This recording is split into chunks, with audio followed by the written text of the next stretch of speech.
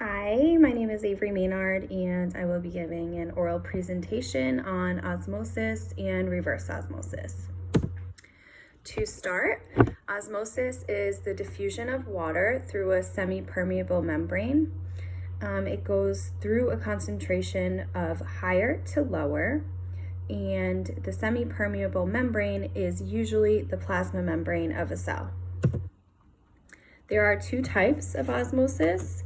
The first type is endomosis, which is a hypotonic solution, which means it has low water potential. In a hypotonic solution, the water moves from lesser concentration to higher. When cells are placed in a hypotonic solution, water moves inside of the cell and causes it to swell. The second type of osmosis is exomosis, which is a hypertonic solution, high water potential. And the concentration with the hypertonic solution is from higher to lower. When cells are placed in a hypertonic solution, water moves outside of the cell. Like anything, if we lose water, it dehydrates and causes it to shrink. In osmosis, water moves through a potential gradient from higher to lower until potential is equal on both sides. An example of osmosis would be if you were to dissolve sugar in water and then place that solution into a bag and then place the bag into a beaker with distilled water, what would happen to the bag? Because the concentration of water is higher inside of the beaker with distilled water, water would move towards the bag, into the bag, which would cause the bag to swell.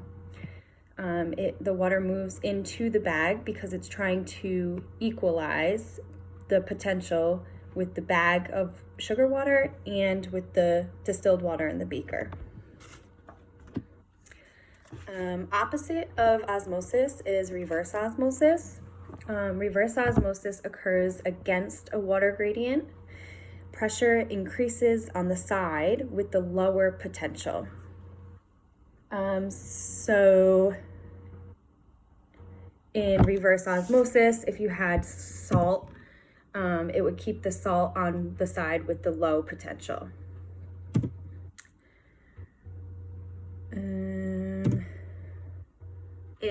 Reverse osmosis has the capability to reject molecules with a higher molecular weight.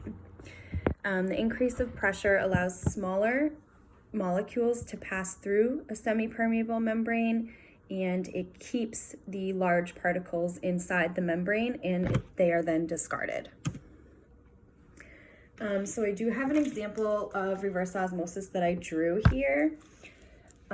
So if we did have something that looks like this would be unpurified water that might have salt inside. Here would be the semi-permeable membrane. When pressure is applied to the unpurified water, it is then pushed through the semi-permeable membrane. Large particles like salt and other substances with a higher molecular weight would stay inside the membrane, and pure water would be on the other side. So anything too large from the side that is unpurified would not be able to pass through the membrane. It would be stuck in the membrane and then it would be discarded. Only pure water would be pushed through. Osmosis and reverse osmosis are similar in how they are both methods of water movement through a semi-permeable membrane, and they both have their own ways of executing processes. The differences with osmosis and reverse osmosis are osmosis is a naturally occurring process, whereas reverse osmosis is man-made pressure, so it's artificial. It's usually machines that cause reverse osmosis. It's not a naturally occurring process. Osmosis occurs through a potential gradient, whereas reverse osmosis occurs against the potential gradient. The main difference between osmosis and reverse osmosis is the direction of water flow. So in researching certain types of reverse osmosis, I did find a pretty interesting company that uses reverse osmosis to purify water. And they call this process the good water machine. In this process, they have 3 steps, 3 filters that the water has to go through. And so the filtration process would be where the water would go through a semi-permeable membrane or a filter. Particles that are too large to pass would stay on one side, and only pure water would be released onto the other side. So specifically, this company, their first step is a reverse osmosis filtration. In this step, it reduces substances affecting water, such as barium or radium. The second step is a pre-stage sediment filter. In this second step, sediment would be discarded from the water. Sediment would be, any type of tiny particle floating around that would make the water cloudy. And then the third step is a post-stage carbon filter.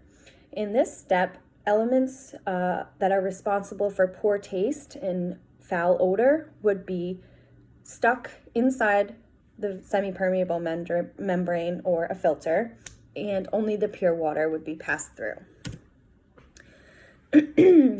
There is a membrane in the water system or a filter that lets clean water through, and any contaminated water is left behind because they have molecules with a high molecular weight, so they aren't able to pass through, and they are then discarded.